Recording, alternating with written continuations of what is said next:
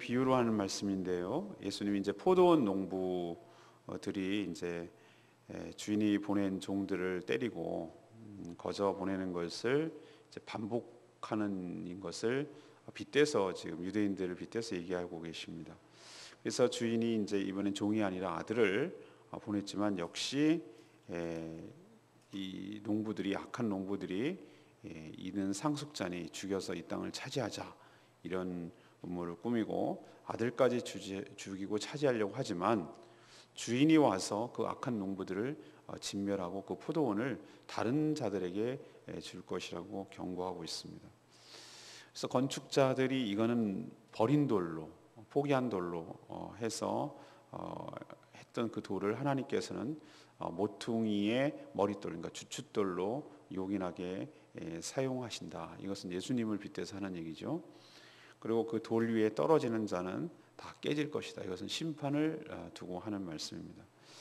그리고 그것을 이제 말로 밀리니까 이 유대인들이 총독에게 넘겨서 죽일 생각을 하고 음모를 꾸미고 다가서서 하는 말이 세금을 바치는 것이 옳습니까? 아닙니까? 이런 질문을 합니다. 예수님을 넘어뜨리게 하기 위한 함정이죠. 근데 예수님은 세상 사람들도 다 알고 있는 아주 명답을 얘기하십니다.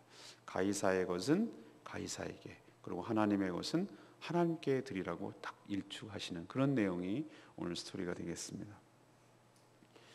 오늘 첫 번째로 하나님 앞에 우리가 좀 들어야 될 말은 그겁니다. 좀 표현이 거칠 수도 있는데요. 주제를 모르면 진멸당한다는 겁니다. 예수님은 어제 무슨 권위로 성전을 정화하며 가르치시는지는 즉답을 하지 않았죠. 나도 너에게 얘기하지 않겠다 이런 얘기를 하시는데, 근데 오늘 말씀을 보면은 말씀하고 계세요. 무슨 권위로 그렇게 하는 건지에 대해서 이 비유를 통해서 충분히 알 수 있도록 그렇게 하시는 것을 볼 수 있습니다. 한 사람이 포도원을 만들어서 농부들에게 이제 세를 주고 타국에 갔습니다. 그러면 이 포도원 누구 것이죠?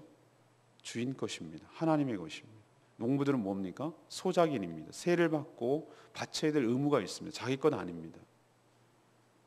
그래서 이제 수확대가 되어서 소출의 얼마를 받으려고 하는 것은 주인의 당당한 권리입니다. 그리고 종을 보냈습니다. 종은 곧 자기를 대리하는 대리자입니다. 곧 자기인 것이죠. 그래서 보냈는데 이 농부들이 이런 적반하장이었고 주제 파악을 못하는 것이죠. 하나님이 주인이 보낸 종을 몹시 때려서 거저 보냈습니다. 이게 한 번 그런 게 아니라 두 번, 세 번 그렇게 반복을 하는 것이죠. 있을 수가 없는 일이 일어난 겁니다. 근데 주인은 정말 마음이 좋으신 건지 아니면 이 사태를 너무 안일하게 파악하신 건지는 몰라요. 근데 우리는 함부로 말할 수 없지만 주인은 이렇게 생각한 것이, 내 아들을 보내면, 상속자니 아들을 보내면 종은 그렇다 치고 아들은 함부로 못하겠지 않을까, 존대할 것이다 이렇게 하고 아들을 보냈습니다.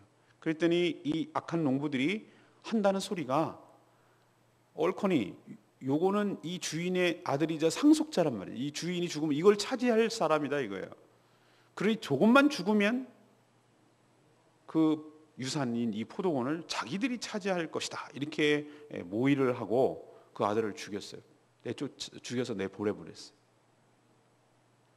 그러면 예수님은 이 비유를 끝에 이렇게 얘기합니다. 포도원 주인이 와서 이 악한 농부들을 어떻게 하겠느냐 이렇게 물습니다.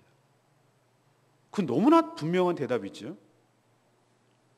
당연히 와서 그 농부들을 다 진멸이란 건 하나도 남김없이 다 죽인다는 의미예요. 진멸은 그런 것입니다. 진멸하고 이 포도원을 그들에게 줬던 것을 빼앗아서 처음에는 그들 것이 아니라 전혀 다른 사람들에게 이 포도원을 넘겨주리라. 자, 이 비유에서 누군지는 명확하지요. 여기서 이 주인은 누가 봐도 하나님이십니다.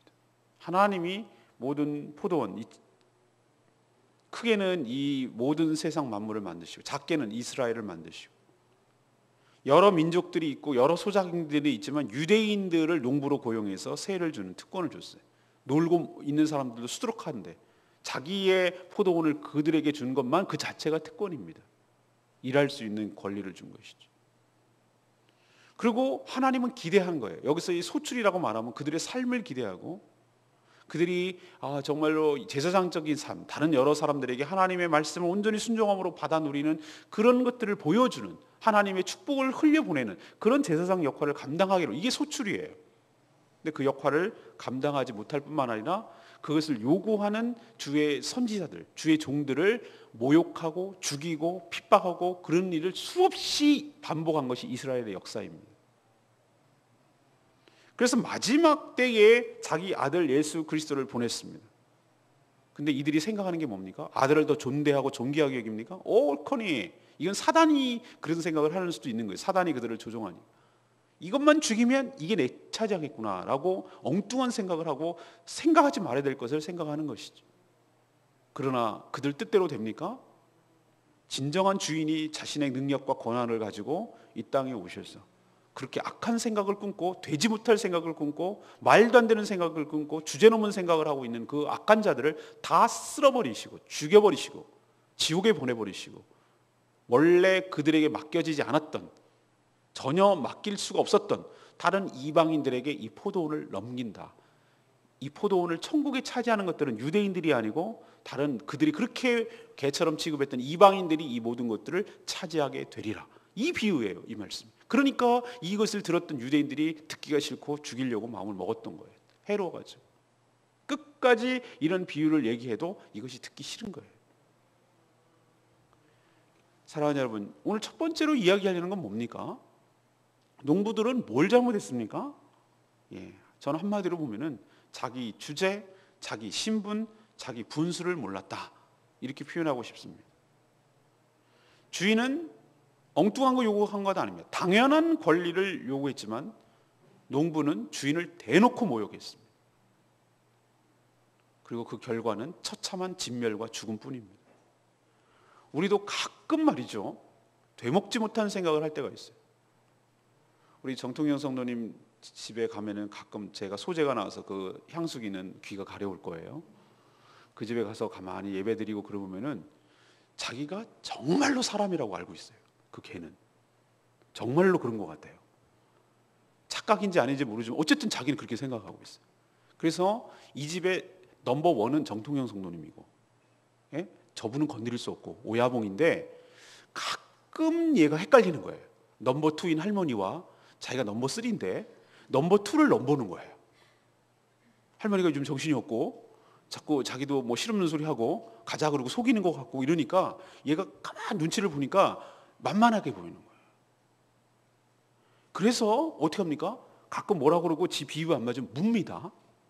그리고 지가 막 큰 소리 칩니다. 막 멍멍멍멍거리고. 그러면 어떻게 하죠? 정통님이 한 대 맞는 거죠. 한 대 맞는 거죠. 이뻐해도 한 대 맞는 거죠. 왜 맞습니까?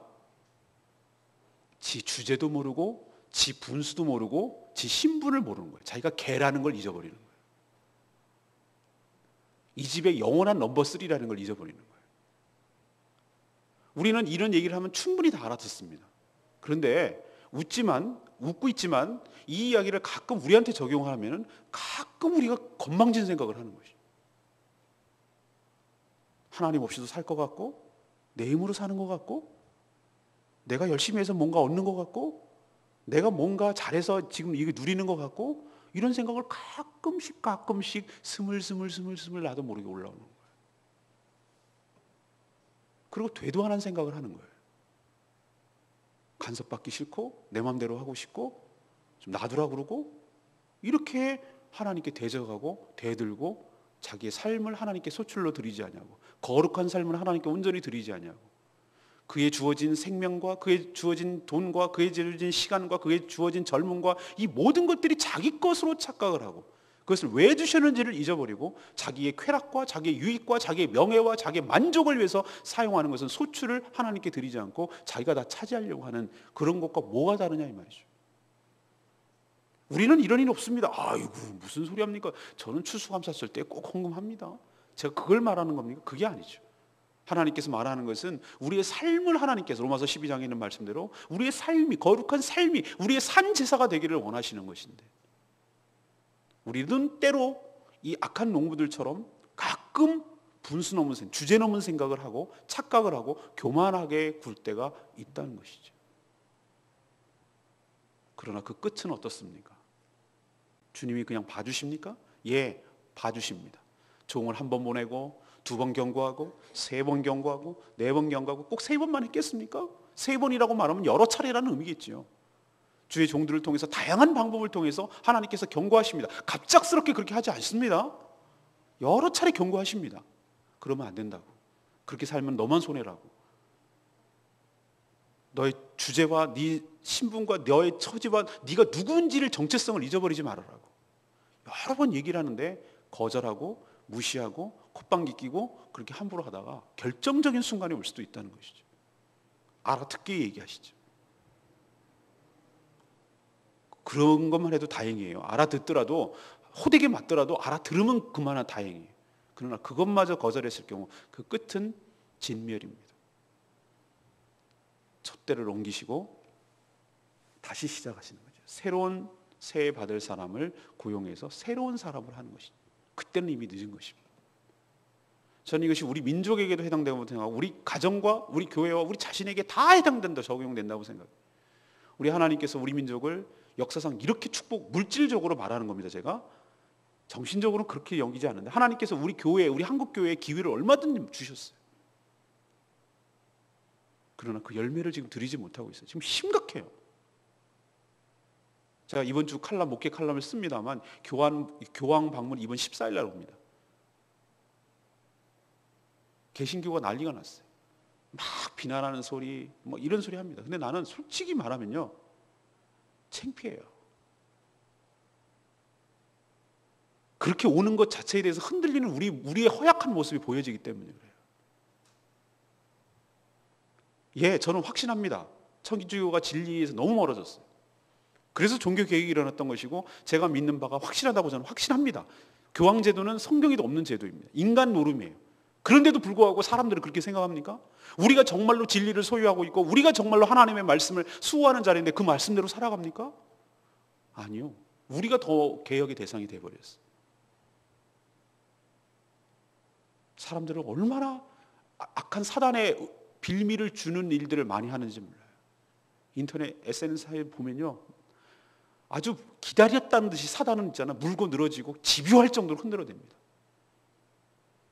서울 큰 교회 모교회 목사님, 난 그런 설교를 왜 하는지 모르겠어요. 11조 안 하면 안 걸린다고. 또 그걸 갖다가 또 따가지고 또 그거 막 퍼뜨리고 있어요. 실수하는 그분도 문제, 그거를 집요하게 물고 늘어지고 그것을 기독교 전체를 폄하시키는 것도 문제. 이 땅에 기독교가 이렇게 돼버렸어요. 너무 막 속상해요. 사랑하는 여러분, 우리 주제와 우리 신분과 내가 누구인지를 잊어버리지 말고 내가 하나님 앞에서 마땅한 태도를 취해야 될 줄로 믿습니다. 우리 스스로 혼자서 내가 누군지를 생각할 수가 없습니다. 하나님과의 나와의 관계성 속에서 내가 누군지를 알게 됩니다. 우리는 항상 관계 속에서 내가 누구인지의 정체성을 쌓습니다. 여러분이 있기 때문에 내가 이 교회의 목회자고 여러분의 목자라는 것을 내가 인식을 하고 삽니다. 제가 있기 때문에 여러분은 내가 여기 교회 성도지, 내가 하나님의 자녀지라는 것을 인식하고 삽니다. 왜? 우리는 모두 관계성 속에서 나의 자리를 찾는 것이, 남편이 있기 때문에 내가 아내라는 걸 잊어버리지 않고 아이들이 있기 때문에 내가 엄마라는 걸 잊어버리지 않는 것과 마찬가지. 하나님이 계시기 때문에 내가 하나님의 자녀이며 하나님의 종이며 하나님의 종으로서 마땅히 해야 될 뭐가가 정체성이 거기서 나오는 것이. 악한 종이 되지 않기를 원합니다. 악한 농부가 되지 않기를 원합니다. 여러분의 분수와 주제를 알아서 마땅한 취해야 될 태도를 취하는 여러분 되기를 간절히 소망합니다. 두 번째는 무엇입니까? 하나님은 역전의 명수예요.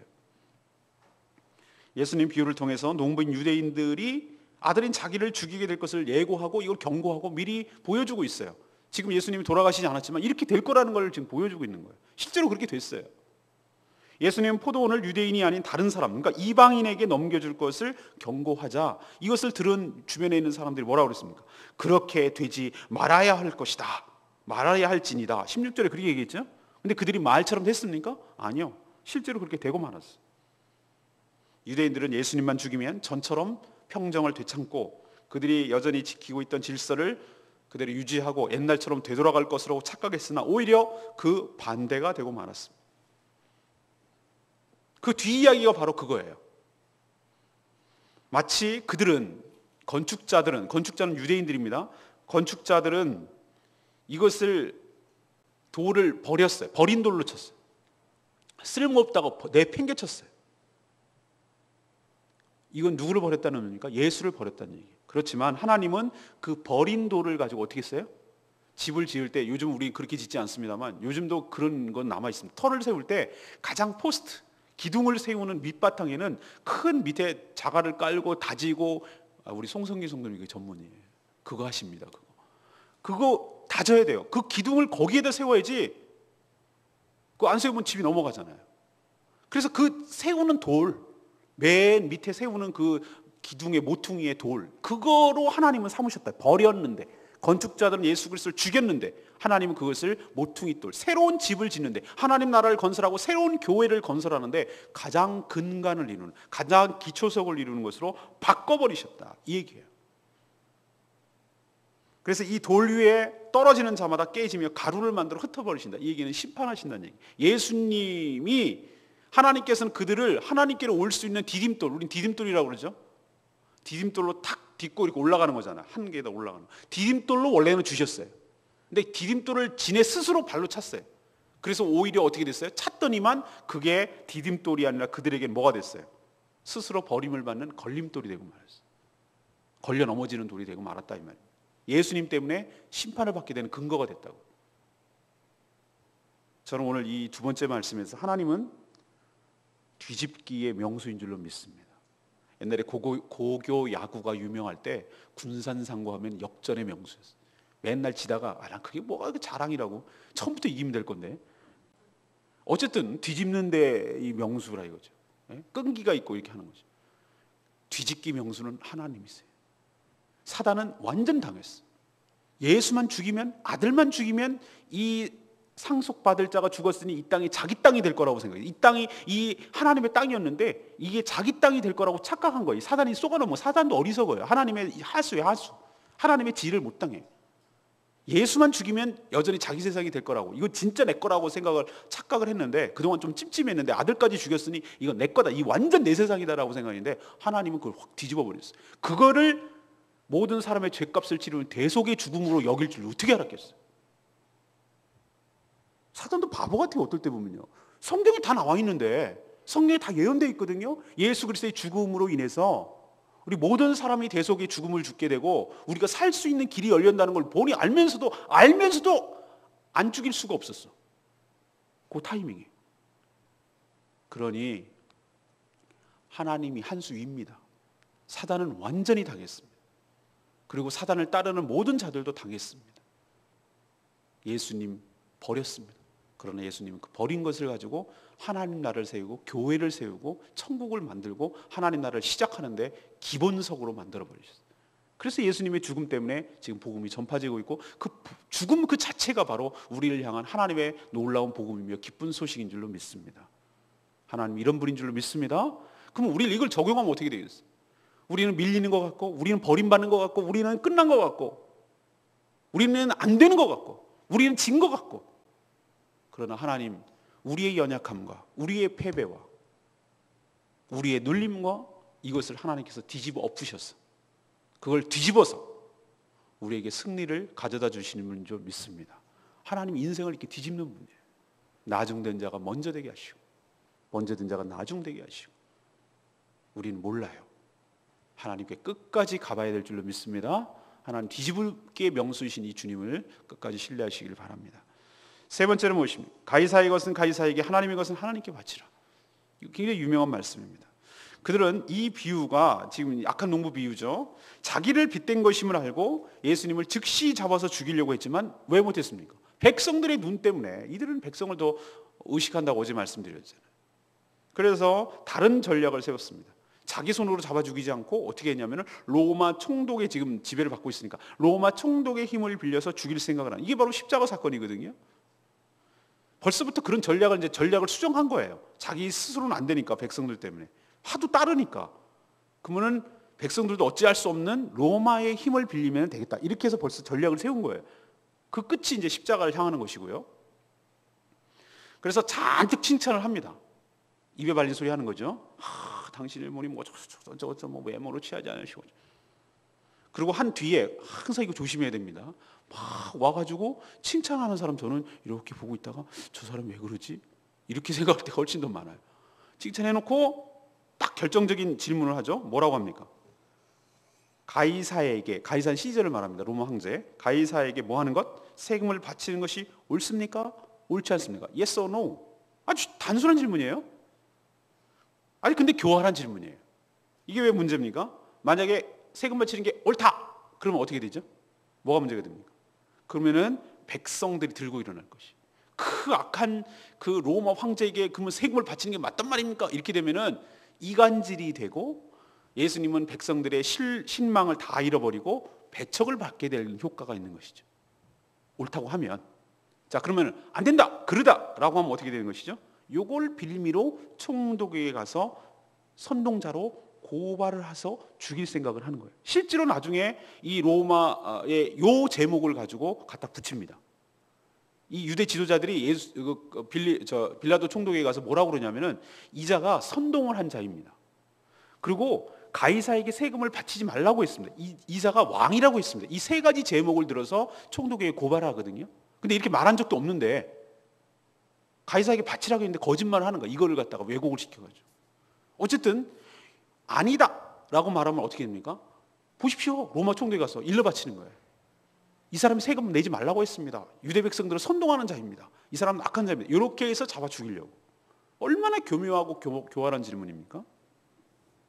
예수님은 오늘 23절에 보니까 그 간계를 간파하셨다라고 표현하고 있어요. 넘어갈 사람이 넘어가죠. 누구를 지금 넘기려고 그러신 거죠. 그래서 뭐라고 그러냐면 동전을 가져오너라. 동전을 가져오니까 데나리온입니다. 데나리온은 일당입니다. 하루 일당 그 동전이에요. 데나리온을 이거는 로마 화폐입니다. 갖고 와서 뭐라고 그러냐면 여기에 누가 그려져 있고 누구 글씨가 새겨져 있느냐 이러니까 가이사가 새겨져 있죠. 로마 황제가 보통 형상이 부조로 되어 있고 가이사 이름이 써져 있을 테니까. 그리고 하시는 말씀, 가이사의 것은 가이사에게 바치고 하나님의 것은 하나님께 바치라. 근데 이게 왜 탁월한 말씀이냐면은 자 보십시오. 표면적으로 보면 이건 어떤 말입니까? 세금을 바치라 안 바치라? 바치라는 의미예요. 바치라고 했으니까 가이사의 것은 가이사에게 한 것이다. 그렇지만 이렇게 가이사에게 바치도록 이 나라와 이 땅을 이 지경까지 잘못 인도한 책임은 누구에게 있다? 바로 너는 유대 지도자들에게 있다는 거예요. 로마에게 식민지를 경험을 하고 하나님을 온전히 섬기지 못하고 우리가 가이사에게 세금을 하나님께 드려야 되는데 가이사에게 바치도록 한 잘못 인도한 책임이 누구에게 있느냐는 거예요. 너네들에게 있지 않느냐는 거죠. 그리고 더 확대돼서 이 세상 만물의 모든 것이 하나님의 것이 아닌 것이 어디 있냐는 거예요. 가이사의 것까지 포함을 해서 모든 것이 다 하나님 것인데 어떻게 가이사 것과 하나님의 것이 구분되겠느냐는 거예요. 어떻게 보면은 다 하나님께 드리는 것이 맞다.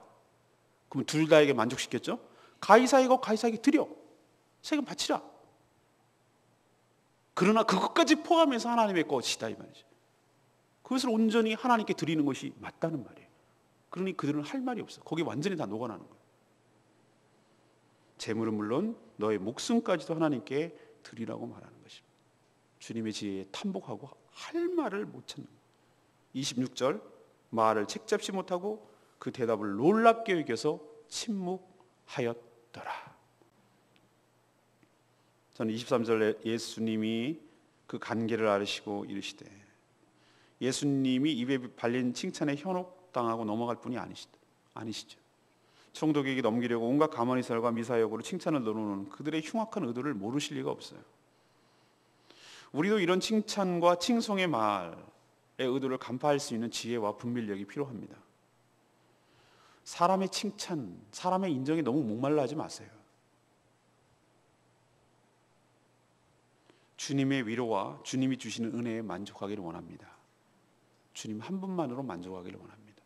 우리는 때로는 그래요. 연약한지라 사람들의 격려와 칭찬과 위로가 필요할 때가 있어요. 그러나 그것만 너무 의식하지 마세요. 그게 진정한 우리에게 만족을 주지 못합니다. 사람들은 아무 말도 안 해도 자기는 하나님을 알고 있어요. 자기와 하나님만의 비밀이 있잖아요.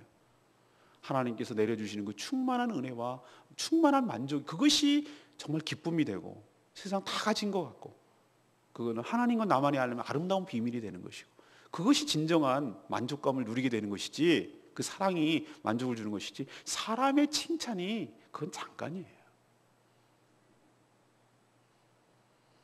여기 휘둘리지 마십시오. 거기 헤어나지 못합니다. 주님 한 분만으로 만족하는 복된 인생 되기를 간절히 축원합니다. 오늘 세 가지 말씀드렸어요. 좀 말이 간결하지만 거칩니다.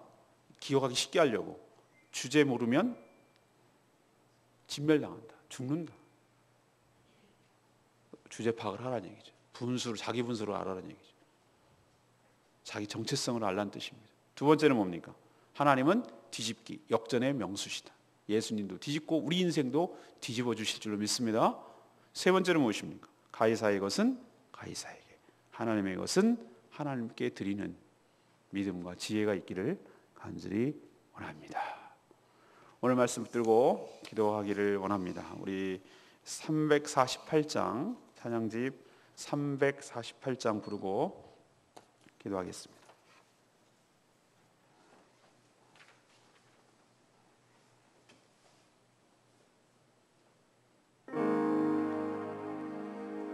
내 구주 예수님, 주 같은 분은 없네. 그분의 능력과 위엄이 되시는 주, 그분을 높이며 영원히 전하겠네. 오늘도 말씀 들으며 이 찬양 고백하며 같이 부르겠습니다.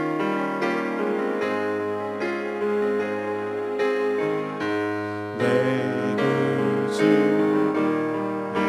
예수, 주 같은 분은 없네. 내 평생을 찬양하리 놀라운 주의 사랑.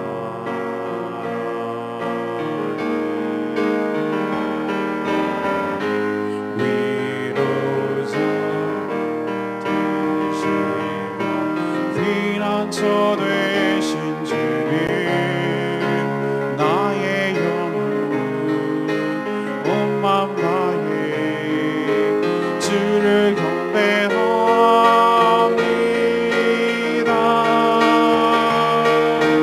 온 땅이여 주님께 외쳐라. 능력과 위엄의 왕 되신 주, 산과 바다 소리쳐 주의 이름을 높이리.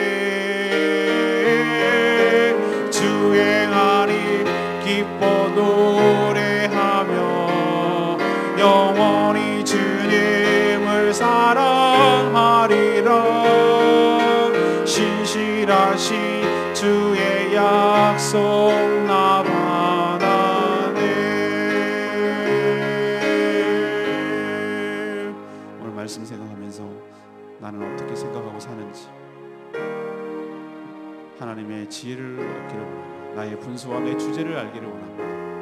온전히 하나님께 드리는, 마땅히 드려야 될 것을 드리는 저희 삶이 되게 하여 주시옵소서. 오늘 말씀 생각하면서 다 같이 통성으로 기도하겠습니다. 주여 외칩니다. 주여 하나님, 하나님 그렇습니다. 악한 농부가 바로 우리들에게 모습에도 이런 모습이 있습니다. 다 하나님 것인데 우리는 당연히 그분에게 세를 드리는 것이 마땅함에도 불구하고 우리는 하나님께 드리는 것을 거절하고 마치 전부가 처음부터 내 것인 양 착각하며 살 때가 많습니다. 하나님, 자기 주제와 신분 분수를 알게 하여 주시옵소서. 주인에게 당연한 권리를 주장하는 것 우리가 알게 하여 주시고, 우리가 마땅히 해야 될 태도를 취하게 하시고 마땅히 하나님께 온전히 드릴 수 있도록 은혜 베풀어 주시옵소서. 하나님의 종을 모욕하고 하나님의 아들을 죽인 죄의 대가는 너무나 가혹합니다. 그 결과는 다 진멸하고 죽을 수밖에 없음을 기억하게 하여 주시옵소서. 하나님께서는 이 악한 자들이 버린 돌을 가지고 하나님 거충물에 새로운 모퉁이 돌로 삼아주신 줄로 믿습니다. 그 돌 위에 떨어지는 자는 다 깨지며 가루로 만들어 흩어버릴 거라고 하셨는데, 하나님께서는 디딤돌로 주셨는데 오히려 그것이 걸림돌이 되고 많은 어리석음에 빠지지 않게 하여 주시옵소서. 사단이 예수만 죽이면 다 끝날 줄 알았는데 그것을 통해서 구원의 근거로 삼아주시는 하나님의 놀라운 지혜를 찬양합니다. 하나님의 지혜에 탐복합니다. 은혜를 더하여 주시고 그 지혜를 우리도 갖게 하여 주십시오. 그 지혜대로 살게 하여 주시기를 원합니다. 하나님의 가이사의 것은 가이사에게, 하나님의 것은 하나님께 바치라고 하시는데, 오 하나님, 이 악한 유대인들의 관계에 넘어가지 않은 것처럼 저희도 지혜를 주사 악한 자의 관계에 넘어가지 않게 하여 주시옵시고, 하나님에게 드릴 수 있도록, 하나님의 모든 것을 하나님 것인데 하나님께 드릴 수 있도록 은혜를 베풀어 주시옵소서. 오늘도 하나님 은혜 가운데 살기를 원하고 주의 은혜를 바랍니다. 주행한 일 기뻐 노래하며 영원히 주님을 사랑하리라. 신실하신 주의 약속 나 받았네.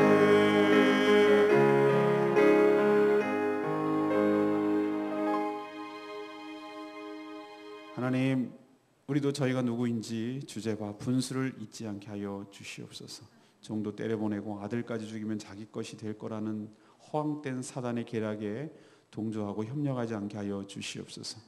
모든 것의 주인이 하나님이신 줄로 믿습니다. 악한 유대인들과 사단은 예수 그리스도만 죽이면, 버리면 끝날 줄 알았는데, 하나님은 그 버린돌을 새로운 세계, 새로운 교회, 새로운 하나님의 나라의 머릿돌로 삼으시고 오히려 그것으로 인해서 걸림돌이 되게 하셔서 그들을 넘어지게 하고 심판하셨습니다. 그 하나님의 놀라운 지혜에 탐복하며 하나님께 영광을 돌립니다. 하나님, 이 땅의 의무도 다해야 하지만 그 전에 하나님에 대한 책임과 의무를 다하는 저희들 되게 하여 주시옵소서. 하나님의 것을 하나님께 마땅히 드리며 사는 저희들 되게 하여 주시옵소서. 저희들에게 지혜와 분별력을 주셔서 이 땅에 어떻게 처신하며 어떻게 살아가야 되는지를 깨닫게 하여 주시옵소서.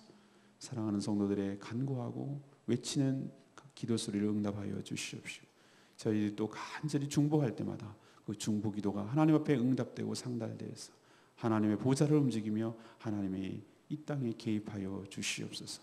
오늘도 주님 손에 맡겨드렸고 맡겨진 여러 가지 우리 사명을 잘 감당하는 복된 하루 되게 하여 주시옵소서. 예수 그리스도의 이름으로 기도합니다. 아멘.